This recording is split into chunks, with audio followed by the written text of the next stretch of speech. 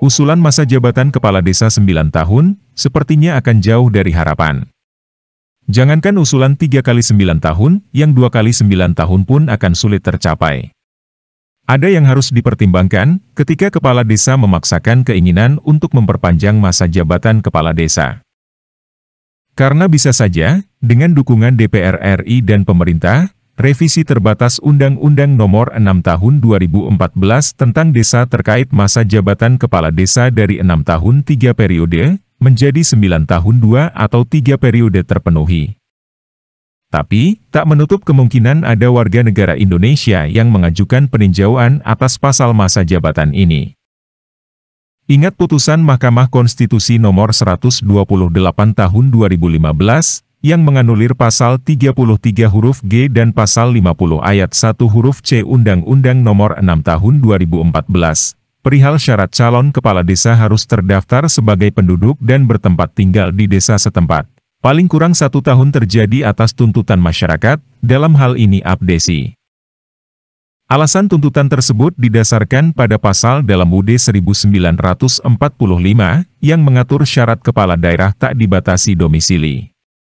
Sehingga syarat calon kepala desa juga harus mengikuti amanat UUD 1945, layaknya kepala daerah. Tidak dibatasi domisili tempat tinggal. Maka tak menutup kemungkinan, bila DPR dan pemerintah merestui masa jabatan kepala desa 9 tahun, dengan merevisi Undang-Undang Nomor 6 Tahun 2014 tentang Desa. Ada pihak yang melakukan peninjauan terhadap pasal masa jabatan, yang harus diselaraskan dengan UUD 1945 di mana mengatur masa jabatan kepala daerah adalah 5 tahun 2 periode. Maka kepala desa juga harus 5 tahun 2 periode. Boleh nanti ada sanggahan bahwa desa punya hak asal-usul, bahwa dulu pernah 8 tahun bahkan 10 tahun. Namun semenjak keluarnya Undang-Undang Nomor 6 Tahun 2014 tentang Desa ada amar desa harus tunduk juga pada UUD 1945 sebagai induk dan puncak hukum di negeri ini. Maka saran Eko Prasetyanto Purnomo Putro, Direktur Jenderal Bina Pemerintahan Desa Kementerian Dalam Negeri, dalam Simposium Desa 2023 dalam rangka memperingati 9 tahun Undang-Undang Desa menyarankan agar tetap 3 periode 6 tahun, daripada malah nanti turun menjadi 5 tahun 2 periode. Terima kasih Pak Asri. Yang kami hormati Pak Agung, Pak Lutfi, Mas Budiman, Pak Mukoam, dan Mas Suteraika. Yang berhormati Pak Surta, beserta seluruh abdesi, Pak Indra, beserta abdena semua, Mas Widi, bersama PPDI-nya, Bapak dan Ibu semua yang berbahagia. Jadi pertemuan ini luar biasa. Pertama ini reuni Pak ya, serasa reuni gitu ya. Beberapa waktu yang lalu kita bersama-sama di Senayan ya, kita membantu Mas Budiman, Mas Pak Mukowam ya, bersama-sama. Dan pada hari ini kita bertemu. Yang kedua ini memperingati 9 tahun. 9 tahun, dan yang diusulkan juga masa jabatan 9 tahun. Luar biasa, saya merenung Pak. Ya. Kok angka 9 ini apa maksudnya gitu ya? Iya. Apakah ini karena 6 tahun kali 3 atau di mistik gitu ya? Saya nggak tahu, kalau bahasa Jawa itu di mistik Pak. 69. Mungkin itu 69 itu ya. Terus kemudian Bapak dan Ibu, dari 9 tahun ini sebenarnya kita punya pengalaman. Jadi waktu 579 Pasal 7 itu, Bapak dan Ibu, itu adalah 8 tahun, Pak. Nah, 8 tahun itu bagaimana ceritanya begitu ya. Terus kemudian ketika Undang-Undang 2299, itu 10 tahun. Pasal 96 itu. Kemudian di Undang-Undang 32 2004, Pasal 104, itu di situ 6 tahun kali 2. Undang-Undang 6 2014 pasal 39 6 tahun kali 3. Artinya ini progres terus.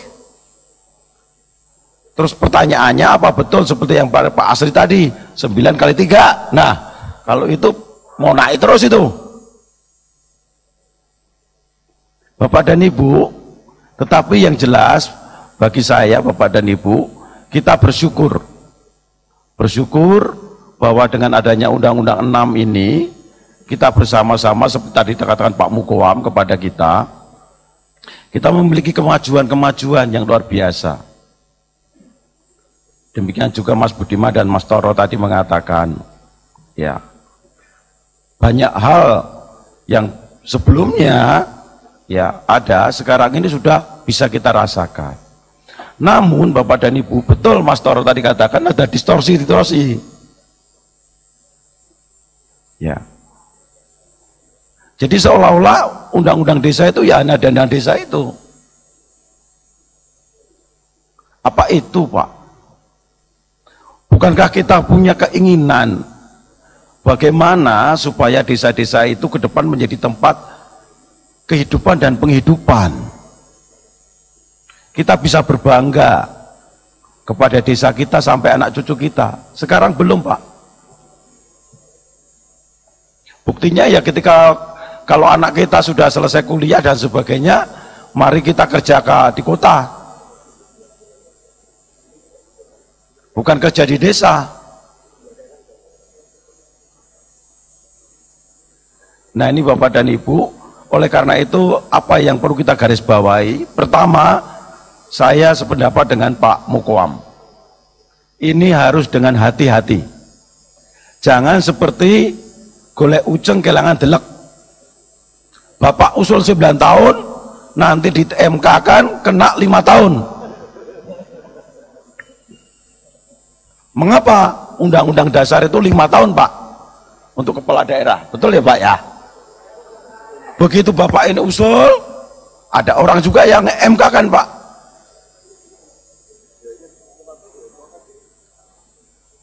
Ini betul-betul hati-hati. Kita selama ini sudah mendapatkan sesuatu yang tinggal kita perbaiki. Jangan sampai malah kehilangan yang besar. Oleh karena itu Bapak, Ibu semua perlu kebersamaan. Bagaimana mengatur supaya apa yang kita perjuangkan ini bisa berhasil untuk kemajuan desa. Saya sependapat, Pak, ada pepatah mengatakan yang abadi itu perubahan. Betul. Tidak ada sesuatu yang abadi ini.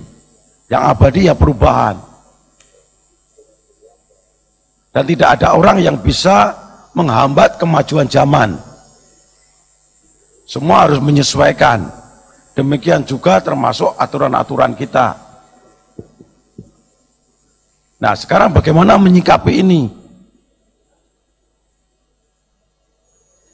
Oleh karena itu Bapak dan Ibu, saya kira dengan kebersamaan 3 asosiasi ini, ya, saya harapkan juga demikian dengan yang lain, untuk bersama-sama memikirkan kemajuan desa. Apa yang perlu diperbaiki sebenarnya dari regulasi yang ada saat ini? Apa saja? Terus bagaimana caranya supaya kita tidak kehilangan yang lebih besar?